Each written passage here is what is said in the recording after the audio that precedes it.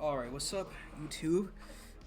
It's Noto again, and this is a bit of an impromptu upload because this just got uploaded not that long ago, and yeah, I literally saw this and I was just like, I have to make a video on it. So, to give context where it needs to be, the Steam Deck is making its rounds, and I made a video about it previously where Mr. ViewTech USA was talking about SD cards, and that I kind of explained why that his claim on SD cards were kind of factual, but from what I heard, he actually went out of his way to say, hey, look, I was wrong about SD cards, and kind of just squash it, which fair enough, good on him.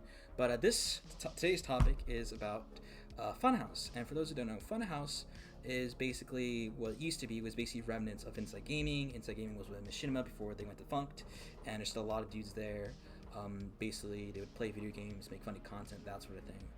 Now they're just they do that, but they also talk about, it's also pseudo games journalism, which, if you know what that means, basically it's just a bunch of people who want regular journalism jobs, but took up game journal because, hey, if I can just play a game on easy mode, I am a journalist.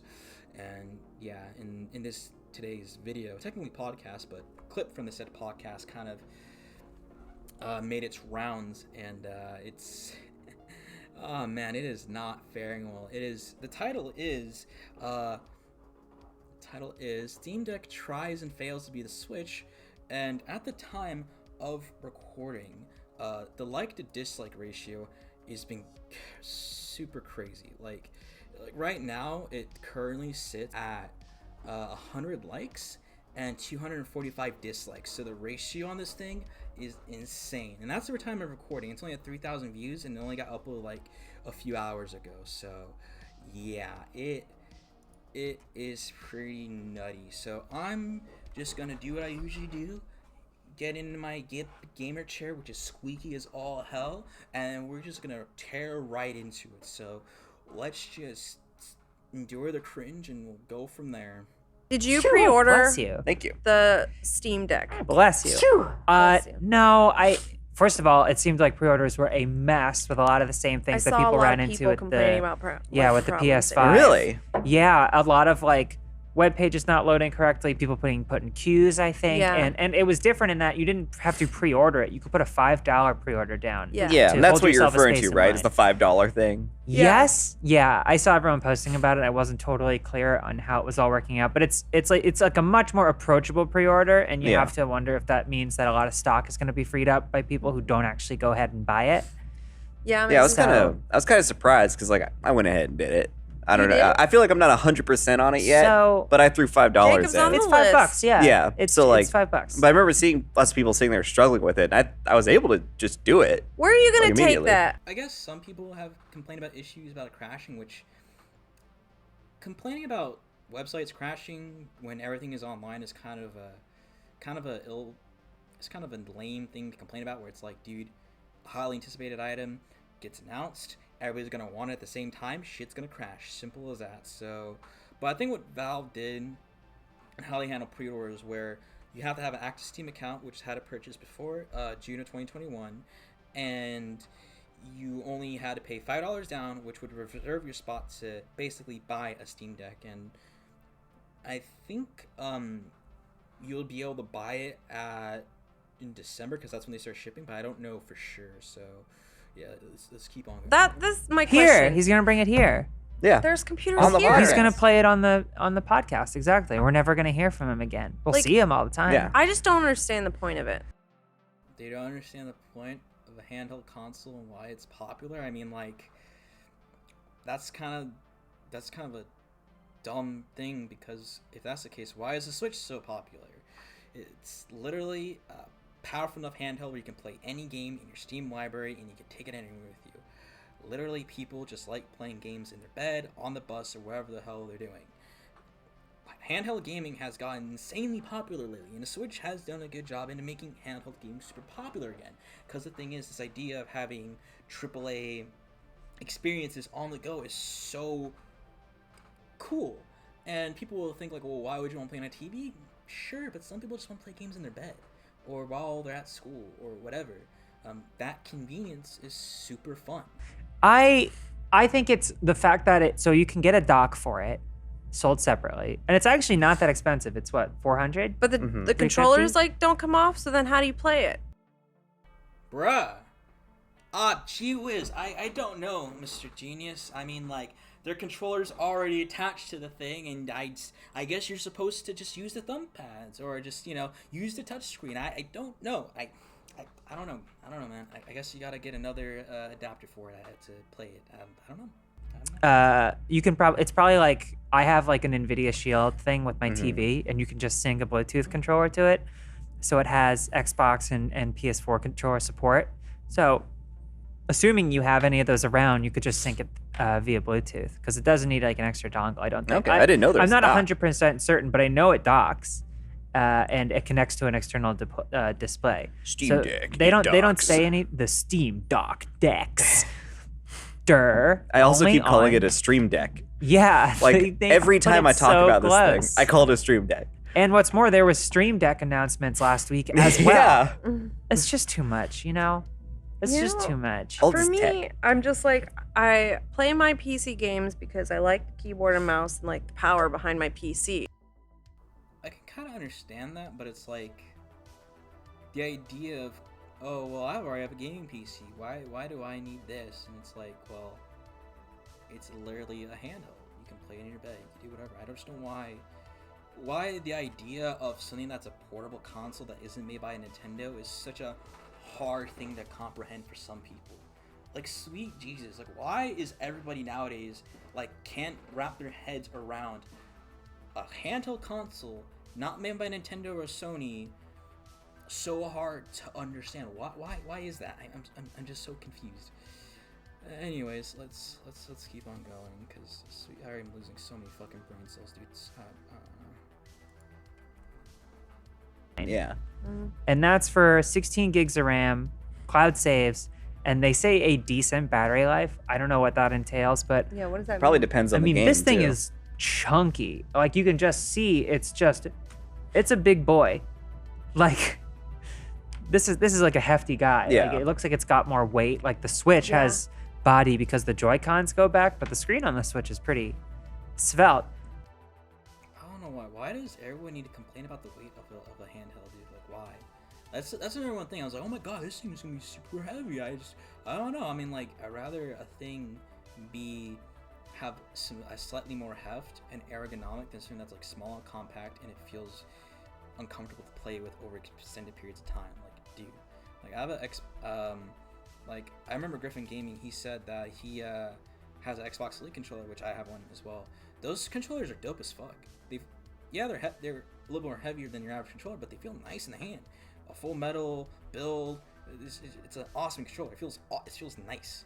But yeah, I just don't know why. It's always, and the funny thing is, it's always people who complain about a thing being too heavy, or just people you can tell, like, yeah, they probably can't lift that much weight anyway. So go figure, I suppose.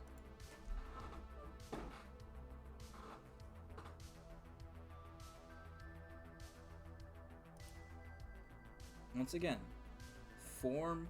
function over form beats all. Like, I'd rather have something that be ergonomic and comfortable to play over extended periods of time, because at the end of the day, if something looks good, right, but it doesn't feel good to play over time, you're just not gonna have fun playing it. But if it actually functions properly with good ergonomics and it just feels good in your hand, then that doesn't really matter. I mean, like, dude, like, complaining about how a handheld look is kind of dumb. Because at the end of the day, it's all about ergonomics. Yeah, sure, may not look good, but if it feels good in the hand, then what's the issue? Anyways, let's get back to It's got a 7-inch screen, 1200 by 800 pixel display, so 16 by 10. Oh. So it'll be a little Strange. tall. tall. What the fuck? A tall aspect rate. Nigga, what? Bruh, 16 by 10, that means it's a little bit wider. Bruh. Dude, I don't know. I'm sorry, that seems like a nitpick, but if you can't notice the difference between, like, your aspect ratio, like, something that minor, I'm just like, bruh, that's one of those things you just tell, like, yeah, they do not know what the fuck they're talking about. I'm sorry. If you don't know what the difference between a 16 by 9 and 16 by 10 aspect ratio is, yeah, you're pretty special. Yeah. Gabe That- Newell describes Steam Deck's price as painful for Valve. What? What's the I don't problem, know. That's Gabe? what it says. It says read more. Oh my god, Gabe, can you just relax?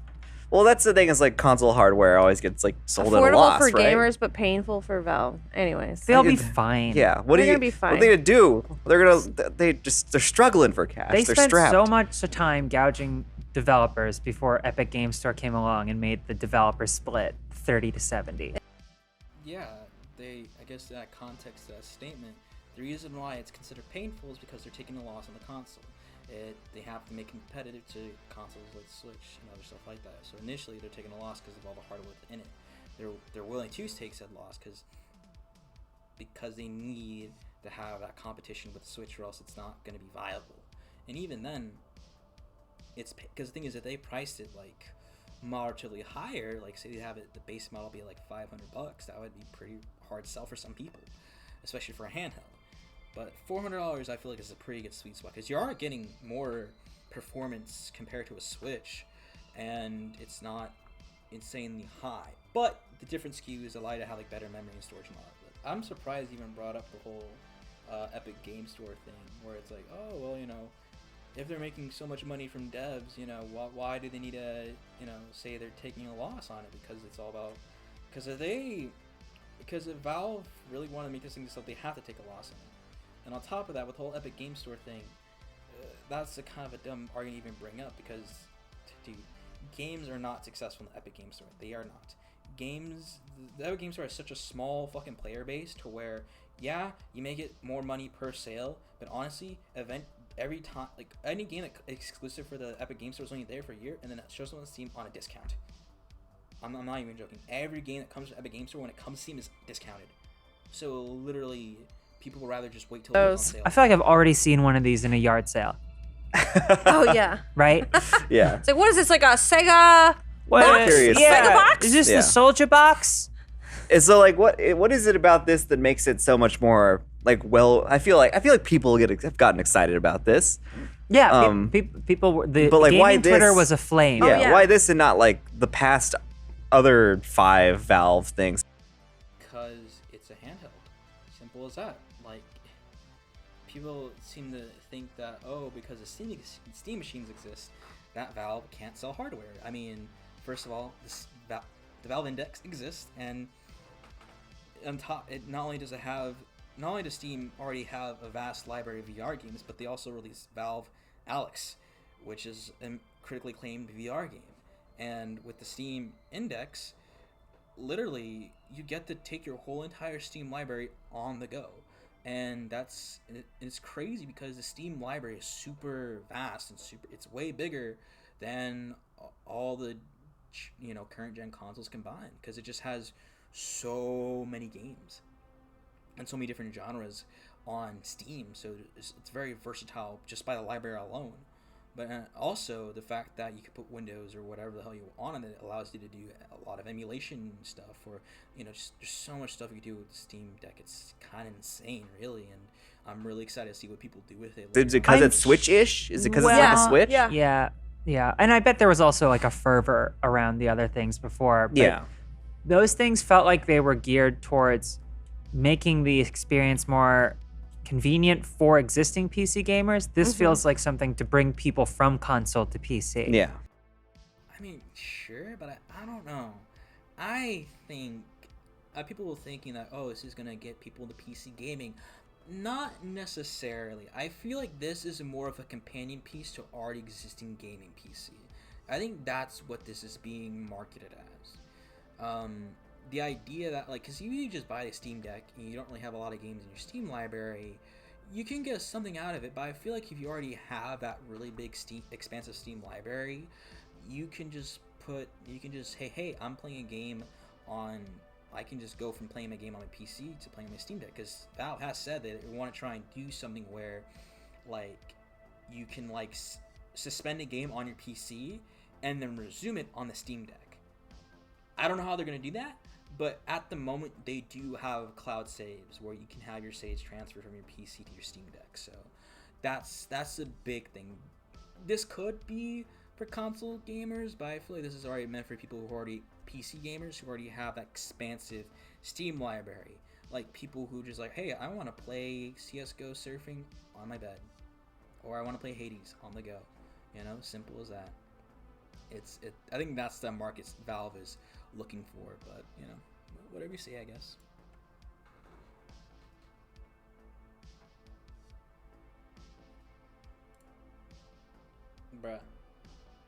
Bruh.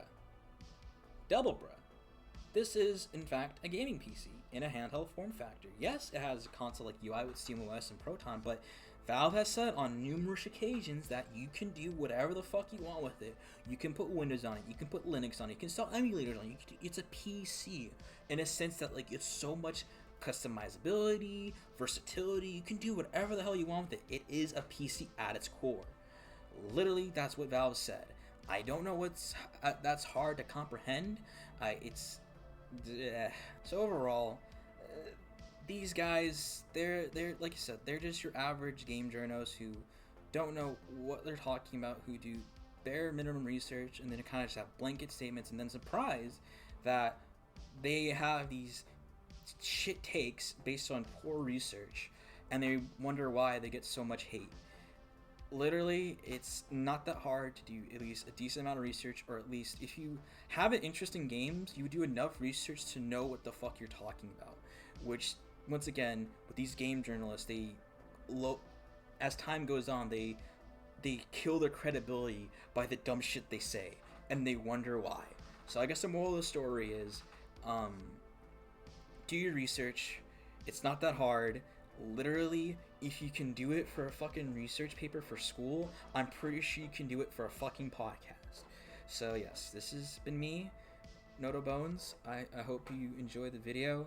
You know what to do. Comment, like, subscribe, and yeah, I'm gonna head out, do my thing, and you know, get some sleep.